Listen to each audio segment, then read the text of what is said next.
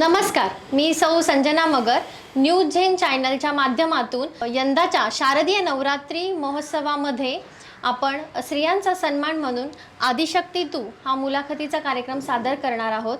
मैत्रिणींनो, हृदय ही अत्यंत नाजूक अशी गोष्ट आहे. त्या हृदयाची काळजी घेणं, त्याला निकोप आहार देणं हेही तितकंच महत्त्वाचं आहे. बऱ्याचदा असं म्हटलं जातं की महिला या भावनाशील असतात, भावूक असतात.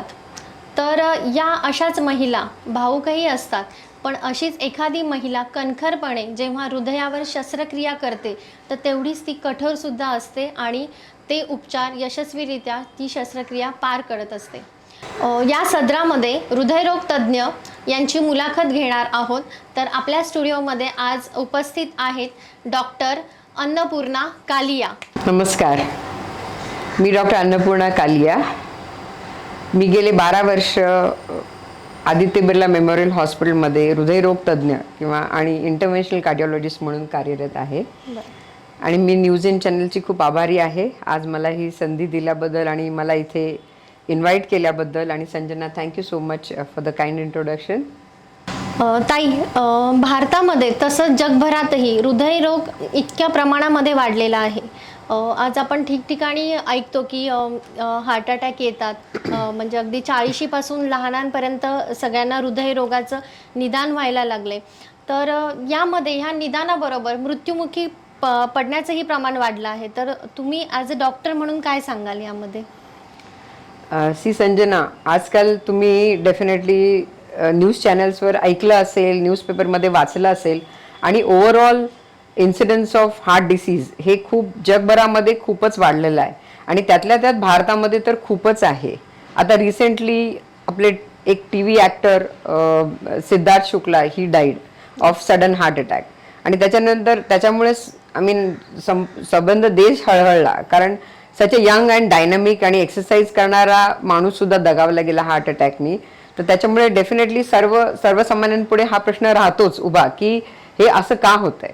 तर त्यासाठी काही बेसिक कारणं आहेत. स्पेशली भारतीयांमध्ये तुम्ही जेनेटिक प्रीडिस्पोजिशन म्हणा किंवा डायबिटीजचे प्रमाण खूप वाढलेलं आहे. दुसरं म्हणजे आजकालच्या जमान्यामध्ये आपल्याला स्मोकर्सची संख्या खूप वाढलेली आहे आणि more and more young boys are smoking. So smoking हा एक महत्त्वाचा घातक घटक आहे की ज्याच्यामुळे risk of heart attack increases. त्याच्याचबरोबर हायपरटेन्शन. आजकाल IT ची मुलं तुम्ही पाहता की रात्र काम करत असतात, वेळेवर जेवत नाहीत आणि त्यांचे टार्गेट्स खूप असतात. त्याच्यामुळे दे are very much stressed out. तर स्ट्रेसमुळे त्यांना हायपरटेन्शन, बीपीची आजार होतो आणि त्याच्यामुळे आमच्या ओपीडीमध्ये आजकाल यंगस्टर्स ब्लड प्रेशरनी जास्त येतात ना की एल्डरली माणसं, कारण स्ट्रेस हा फार महत्त्वाचा घातक घटक आहे. तर स्ट्रेस आहे प्लस ब्लड प्रेशर आहे या यंग मुलांमध्ये आणि स्मोकिंग हे सगळं. त्याचबरोबर तुमची जेवणाची आजकालची पद्धत खूप बदललेली आहे. आपण पाश्चात्य शैली अपनावलेली आहे, ते खरोखर चुकीचं आहे. जुन्या माणसं आपली भाजी भाकरी खायचे तेव्हा खरोखरच खूप हेल्दी होते, परंतु आजकाल पिझ्झा, बर्गर आणि हे जे जंक फूड किंवा फास्ट फूड आलेलं आहे की जे आपण आजकाल सगळेजण usually prefer to go to hotel. आठवड्यातनं एकदा तरी तुम्ही पाहत असता, सॅटर्डे संडेला तुम्हाला जागा मिळत नाही हॉटेलमध्ये बुकिंग.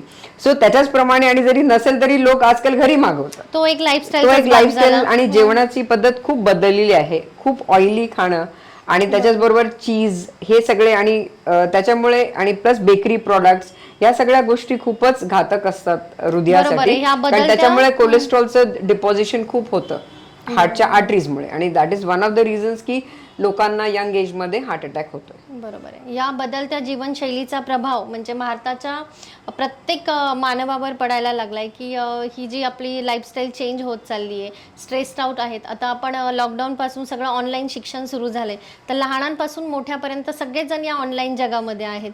तर या ऑनलाईन जगामध्ये वावरताना हा स्ट्रेस कसा कमी करता येईल किंवा आपल्या हृदयाची कशी काळजी घेता येईल? महत्वाचं म्हणजे ऑफकोर्स मागच्या 2 वर्षापासून कोरोना काळामध्ये प्रत्येक जण घरामध्ये बंदिस्त झालेला आहे, हे आपल्याला माहीत आहे. परंतु त्याच्यामुळे एक्सरसाइज कॅपॅसिटी प्रत्येकाची कमी झालेली आहे आणि ओव्हरऑल ऑल्सो लास्ट फ्यू इयर्समध्ये, म्हणजे असं म्हणाल की लास्ट डिकेडमध्ये, मागच्या 10-15 वर्षांमध्ये लोक आज एक्सरसाइजचं प्रमाण खूपच त्यांचं कमी झालेलं आहे. कारण प्रत्येक जण काउच पोटॅटो म्हणतात ना, ज्याच्यामध्ये घरी बसल्या जागी प्रत्येक गोष्ट प्रत्येकाला हवी. त्याच्याच बरोबर जरी जवळचं जरी डिस्टन्स असेल तरी कोणी सायकल वापरत नाही किंवा पायी चालत नाही, तर गाडी असते. सो प्रत्येक घरामध्ये गाडी आहे, स्कूटर आहे. त्याच्यामुळे काय होतं की आपलं वॉकिंगचं प्रमाण खूप कमी झालंय. सो तर त्याच्यामुळे ऑब्व्हियसली फिजिकल एक्सरसाइज कमी असेल तर हृदयासाठी डेफिनेटली हानिकारक असतं. So that is one thing. अशा वेळेला आता लॉकडाऊनमध्ये आम्ही सांगितलं होतं की if you are living in a colony, तर कॉलनीचे राऊंड्स मारणे किंवा घरी ट्रेडमिल किंवा सायकल असते घरची, हे सगळं घरीच तुम्ही जिम बनवायला हरकत नाही. पण कार्डिओव्हॅस्क्युलर एक्सरसाइज आणि योगा असतो, योगासाठी तुम्हाला बाहेर जावं लागत नाही. बरोबर. योगा आहे, मेडिटेशन आहे, सायकलिंग आणि ट्रेडमिल, ह्या 4 गोष्टी खूप झाल्या आपल्याला. आपल्या जहा चाह वहा राह असं म्हणतात ना, जिकडे इच्छा असते तिकडे मार्ग नक्कीच निघतो. आणि या काळामध्ये सुद्धा लोकांनी आपली शरीराची काळजी घेणं गरजेचं आहे आणि काही जण करतात. बरोबर. So that is what we should do. आणि ऑब्व्हियसली स्ट्रेस तर आपल्याला तसा कमी करता येत नाही, परंतु मेडिटेशन एक आहेच, ते महत्वाचं. आणि लागलं तर सायकोसोशल हेल्प घ्यायलाही काही हरकत नाही. बरोबर आहे. कसं आहे ना, आता आपल्याकडे आज जो कार्यक्रम आहे आदिशक्ती तू, यामध्ये महिलांचा सन्मान आहे आणि कार्डिओलॉजिस्ट, ॲज अ कार्डिओलॉजिस्ट हा खरं तर खूप वास्ट विषय आहे, खूप मोठं नाव आहे. तर मला तुम्हाला हे विचारायचं की कारण जनरली महिला चूज करताना डेंटिस्ट, फिजिशियन, गायनकोलॉजिस्ट ह्या डॉक्टर महिला मी बऱ्याचदा पाहिलेल्या आहेत. पण ॲज अ कार्डिओलॉजिस्ट म्हणजे मी पुण्यातील मला वाटतं 2-3 महिलांपैकी तुम्ही एक असाल. तर हे प्रोफेशन तुम्ही का चूज केलं? ॲक्च्युली फ्रँकली स्पीकिंग, म्हणजे असं तुम्ही मला विचारलं तर माझी म्हणजे पूर्वीपासूनची इच्छा होती कार्डिओलॉजिस्ट बनायचं, हे असं नव्हतं. फ्रँकली स्पीकिंग म्हणजे असं जेव्हा I tell you my life story की I am from a middle class family and it's okay. Like माझे वडील बँकेमध्ये कामाला होते, लाईक, आणि आम्ही 4 मुलं, like 3 daughters and 1 son. So all my brothers sisters they are engineers, I am the only doctor person. So definitely माझ्या वडिलांची इच्छा होती की मी डॉक्टर व्हावं आणि संधी मिळाली आणि त्यांनी पण खूप खडतर कष्ट केले मला डॉक्टर बनवण्यासाठी. So obviously I owe to my father, that is number 1.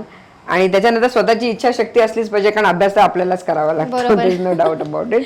आणि अभ्यासाची मला कदाचित पहिल्यापासूनच आवड होती. तुम्ही पुस्तकी किडा म्हटला तरी काही चुकीचं नाहीये. So I was like that, but it's okay. म्हणजे प्रत्येकाची हॉबी असते, पण माझी हॉबी वाचण्याची होती. So what ever may be that is the reason I am here. कारण मेडिसिन हे एक असं क्षेत्र आहे की ज्याच्यामध्ये कंटिन्युअस अभ्यास करणं गरजेचं आहे. You have to keep updated, you have to keep yourself updated to the latest new जे असतं. म्हणजे जे काल बरोबर होतं ते आज चुकीचं असतं. आमच्या ह्याच्यामध्ये खूप फ्लुइडिटी असते, म्हणजे कंटिन्युअस चेंजेस असतात त्याच्यामध्ये. तर त्याच्यामुळे अभ्यास करणं कंटिन्युअस करणं गरजेचं असतं. तर त्याच्यानंतर मी ॲक्च्युली बॉम्बेमध्ये माझं पोस्ट ग्रॅज्युएशन संपल्यावर माझं लग्न झालं. So my husband is doctor Ajit Kalia. He is a consultant and orthodontist. So he is a professor, head of the department at Rangoonwala dental college. तर ते स्टुडंट्स म्हणजे शिकवतात पण आणि प्लस प्रॅक्टिस पण आहे. So he after marriage I shifted to Pune. आणि as I told you, पुस्तकी किडा असल्यामुळे MD झाल्यावर सुद्धा मी ॲज युजल त्यांच्या मागे कटकट केली की काय करायचं, मला अजून करायचं. So he said what you want to do, तुला काय करायचं असेल तर पण ते पुण्यातच करायचं, बाहेर नाही जायचं, it's okay. So by chance तेव्हा संधी आली. त्यावेळेला मी actually I was pregnant. Cardiology सुरू करायच्या अगोदर I was 6 months pregnant when I went for the interview. Great ma'am. I mean people वर, म्हणजे तिकडचे लोक ऑफकोर्स पहिले हसले माझ्यावरती, तिला काय कार्डिओलॉजी करायची, म्हणजे मोठं पोट घेऊन गेले होते. आणि they thought that I am not going to crack the interview or whatever test. पण बाय गॉड ग्रेस. आणि जेव्हा जग असतं तेव्हाच इतिहास घडतो किंवा नवीन काहीतरी हसले नाही, म्हणजे it was amusing that I want to do cardiology with such a big tummy. So I mean that time I was young, so I didn't bother much actually.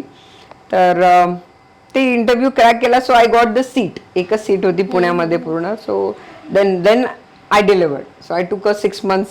हे विचारलं, त्यांना घेतलं, त्याच्यानंतर मी जॉईन झाली. So I join my cardiology tenure when my child was 3 months old. Great. So घरच्यांनी पण खूप सपोर्ट केला. आणि मोस्ट इम्पॉर्टंटली, जसं आपण आई वडिलांना म्हणतो बेटी बचाओ बेटी पढाओ, तसं माझ्या वडिलांनी केलं. बाकीचं पुढचं जसं बीबी पढाओ हे माझ्या हजबंडनी केलं. Frankly speaking.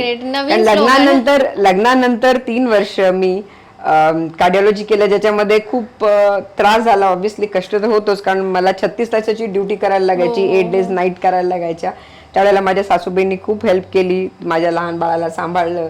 आणि most importantly my son is very very cooperative. Like he never troubled me much except for his illness and sickness. He is been understanding right from the beginning.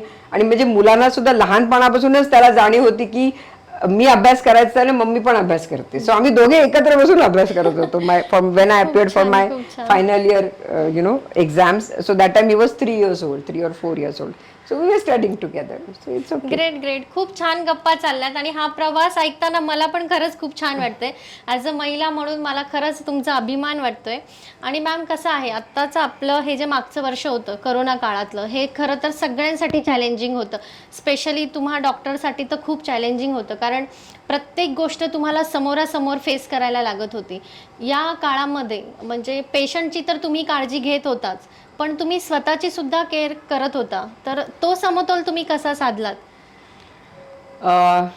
It was difficult, कारण घरी माझ्या सासूबाई, माझा लहान मुलगा होता. आणि let me tell you frankly, मला पण कोरोना झाला होता. I was admitted in the hospital for 8 days. कारण कोरोना कुठून आला तर obviously I was in the hospital. तर हॉस्पिटलमध्ये पेशंट बघताना आपल्याला पण त्याचा प्रादुर्भाव होतो. मलाही झाला, मी 8 दिवस हॉस्पिटलमध्ये होते. माझ्यानंतर माझ्या मुलाला झाला. So I mean it was a long story होती. आणि फ्रँकली स्पीकिंग म्हणजे it was a tough time. त्याच्यानंतर मी बाहेर राहिले 8-15 दिवस. Actually I stayed in a hotel for a week 10 days. So that घरी तेवढा क्वारंटाईनचा पिरियड कम्प्लीट करून हे निगेटिव्ह झाल्यावरच घरी आले. So all these things are there आणि इट इज व्हेरी टफ. आणि या काळांमध्ये आम्ही एकही दिवस लेट मी टेल यू सुट्टी घेतली नाही. Great ma'am. पूर्ण दिवसामध्ये. कारण काय, आम्ही हेल्थकेअर वर्कर्स असल्यावर आम्हाला कुठे पळून जाता येत नाही त्याच्यापासून. आणि पळून जाणं योग्यही नाही. You have to face and fight it out. कारण काय असतं, शेवटी तुम्ही जेव्हा एक डॉक्टर बनायचं, जेव्हा तुम्ही हिपोक्रेट्स ओथ घेता, ओथ म्हणजे एक शपथ घेता, जेव्हा तुमची फायनल इयरची हे झाल्यावर की मी म्हणजे मनुष्य जातीची सेवा करत राहील. आणि त्याच्यासाठी तुम्ही, आपल्याला हिस्ट्री आहे की कितीतरी डॉक्टर्स पूर्वीच्या जमान्यामध्ये पेशंटला बरं करताना स्वतः दगावले त्या आजारामध्ये. Being a ladies, hospital to घर ही खरं तर मॅम तारेवरची कसरत आहे. आणि या करोना काळात तुम्हालाही करोना झाला, मुलालाही झाला. खरं तर हे आपले पेशन्स चेक करण्यासारखं आहे, कारण समोर पेशंट असतात, तुम्हाला घरातही पाहायला लागतं, बाहेरही पाहायला लागतं. एमर्जन्सी केसेस येतात, त्यामध्ये कसं आहे की एखाद्याचा जीव वाचवणं हे खूप महत्त्वाचं काम आहे. आणि घरामध्ये पण गोष्टी असतात, बाहेरच्याही गोष्टी असतात. तर तुम्ही मेंटल समतोल, म्हणजे जो आपण म्हणतो मानसिक समतोल, हा कसा साधता त्या काळात? महत्त्वाचं म्हणजे जेव्हा तुम्ही डॉक्टर बनता किंवा डॉक्टर बनायची स्वप्न बघता, तेव्हा तुम्हाला पर्सनल लाईफ तुमचं काहीही राहत नाही. तुम्हाला I mean you have to sacrifice every personal लाईफचे सगळे जे व्हॉट यू कॉल गुड, म्हणजे चांगल्या गोष्टी असतात. म्हणजे असं मला नाही आठवत मी कितीतरी वेळेला, म्हणजे मी काउंट करू शकत नाही की पिक्चर हॉलमध्ये मूवी बघायला जाऊन अर्ध्यातून उठून आलेले आहे. So it was a dictum की आम्ही जेव्हा मूवीला जातो तेव्हा 2 गाड्यातून जातो, कारण एक त्यांच्यासाठी. आणि मी त्यांना माहीत असतं माझ्या हजबंडला युजली की तुझे कुठे लगेगा तर तू निकल यहाँ से, तुम्ही जावा इथून, कारण ते एक असतं. सो मूवी सुद्धा कधी मला पूर्ण बघायला क्वचित मिळालेली आहे. That's number 1. कारण आय मीन सांगता येत नाही, इमर्जन्सीज बऱ्याच वेळेला आलेल्या आहेत.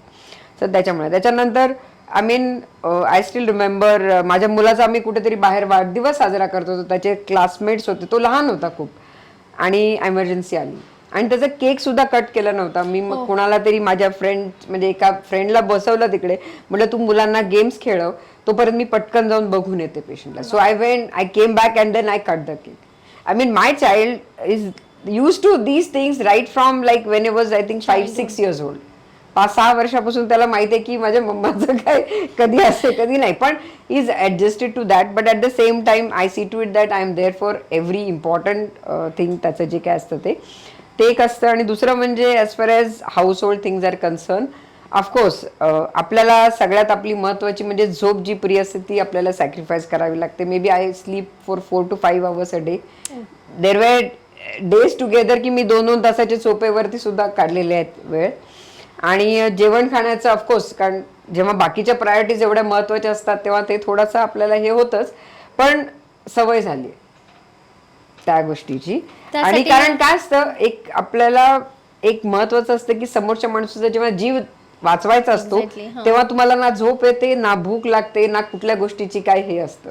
आणि बऱ्याच वेळेला माझं प्रोफेशन एवढं आय मीन स्ट्रेसफुल आहे आणि एवढं इम्पॉर्टंट आहे की काही इम्पॉर्टंट गोष्टी असतील तर मी विसरून जाते. तर बऱ्याच वेळेला मी माझ्या फोनमध्ये अलार्म लावते की 12 वाजता मला माझ्या मुलाला कुठे घेऊन जायचं आहे, शाळेतून यायचं, किंवा माझ्या सासूबाईंना सांगते की मला फोन करून आठवण करून द्या. कारण आपल्या कामाच्या ह्याच्यामध्ये बऱ्याच वेळेला असं माझं झालेलं आहे. प्लस जेव्हा रात्रीच्या इमर्जन्सी असतात तेव्हा ऑफकोर्स कितीतरी वेळेला माझे हस्बंड माझ्या सोबत हॉस्पिटलला येतात, ते पार्किंगमध्ये झोपतात तासभर, मी माझी केस करून येते, असंही झालेलं आहे. इतकाच नाही तर माझ्या मुलाची परीक्षा चालू होती 10वीची बोर्डची एक्झाम, त्याच्याबरोबर मी लायब्ररीमध्ये, हॉस्पिटलच्या लायब्ररीमध्ये मी त्याला घेऊन जायचे दिवसभर, तो अभ्यास करायचा. आणि अशा वेळेला असंच झालं की संध्याकाळी इमर्जन्सी आली, मी इमर्जन्सी सुरू केली, माझ्या लक्षात आलं की 8 वाजता लायब्ररी बंद होते. मग मी पटकन कुणाला तरी पाठवलं, माझ्या मुलाला म्हटलं घेऊन या इकडे, आणि तो माझ्या ओटी मध्ये बाहेर बसला होता तासभर. माझी ओटी संपली 9 वाजता, मग आम्ही दोघे घरी आलो. सर, सो आय मीन मुलांना पण तुम्ही जसं हे करता तसं करतो. आणि now may be after seeing all these things माझ्या मुलाची पण अशी इच्छा आहे की त्यांनी पण डॉक्टर व्हावं. म्हणजे माझं असं नाही की he is not missing at any, he is taken inspiration from me to become a doctor and serve the people despite of seeing his mothers. म्हणजे एवढं हे लाईफ बघून सुद्धा त्याची इच्छा आहे डॉक्टर व्हायची, म्हणजे नक्कीच त्याच्यामध्ये बऱ्यापैकी हे असणारच आहेत, गुडविल भरपूर असते. सच अ डेडिकेशन टू वर्क. खरंच मॅम, म्हणजे ज्यावेळेस एखादी स्त्री बाहेर पडते त्यावेळेस कुटुंबाचा आधार मिळणे खूप महत्त्वाचं असते. तुमचं हे सगळं बोलणं ऐकून आहे ना, म्हणजे एक कुटुंब एका स्त्रीच्या मागे उभं राहतं, हे खरंच वाखाणण्याजोगं आहे, खूपच छान आहे.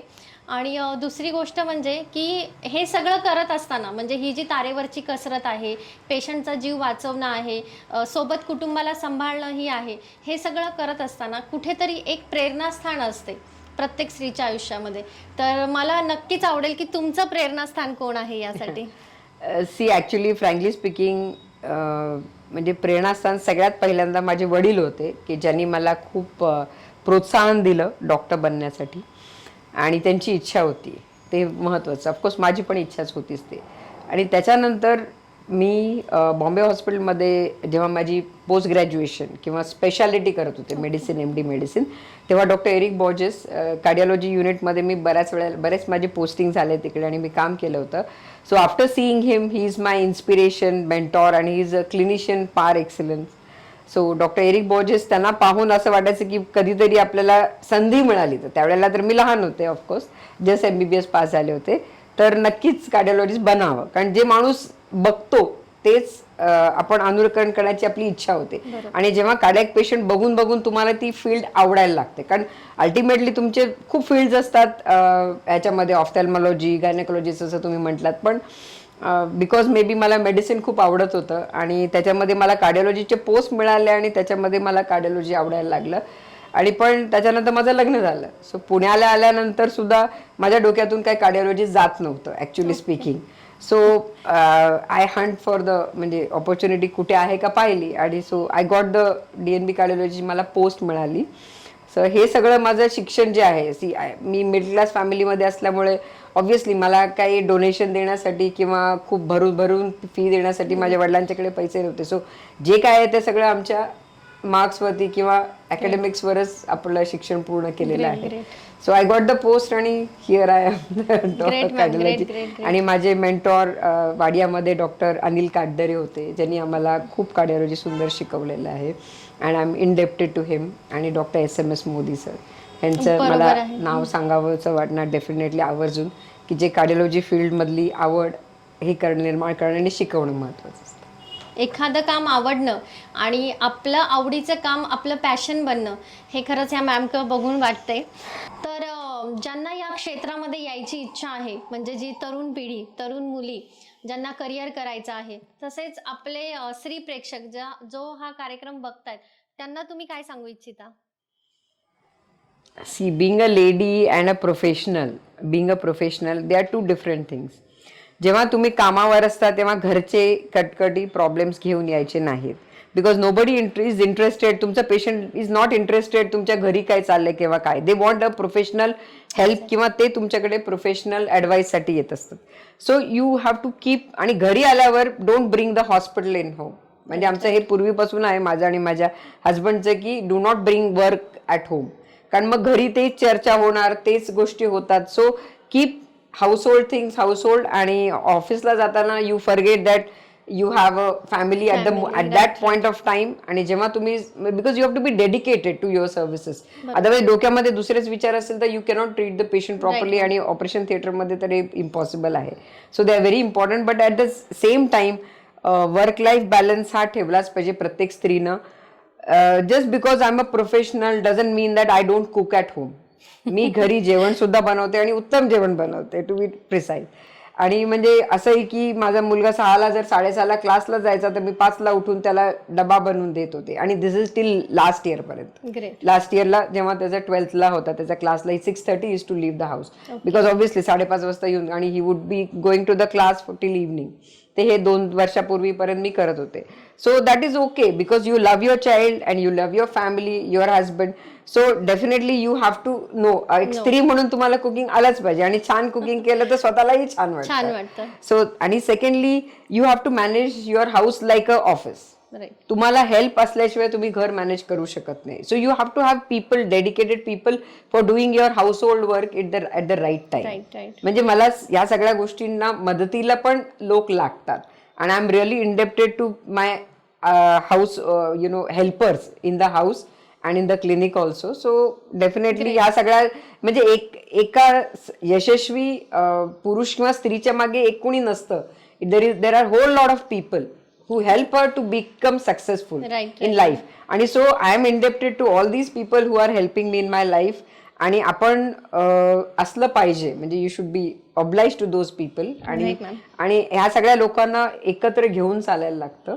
आणि that is what is my success story is just because you are a professional, और you are, I am at home, I am a mother, I am a daughter in law, and so I have to cook इस दाल को तडका लगा के जाऊ. म्हणून माझ्या सासूबाई सांगितलं की मी जरी माझी ओटी असेल तर 10 मिनिटं उशिरा पेशंट घेऊन मैं दाल बना के आती हूँ, असतं असं.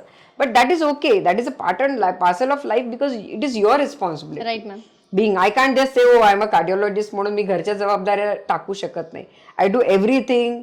घरचं काम पण करते, आय मीन, आणि you have to be independent on your own. So that is very important. And you should be able to do everything on your own. शिकावं लागतं. येस, पर्याय नाहीये. ग्रेट. घर आणि हॉस्पिटल या दोन्ही जबाबदाऱ्या लीलया पार करणाऱ्या डॉक्टर अन्नपूर्णा कालिया आज आभारी आहे की त्या आमच्या स्टुडिओमध्ये आल्या. त्यांनी खूप छान मुलाखत दिली. मॅम, धन्यवाद.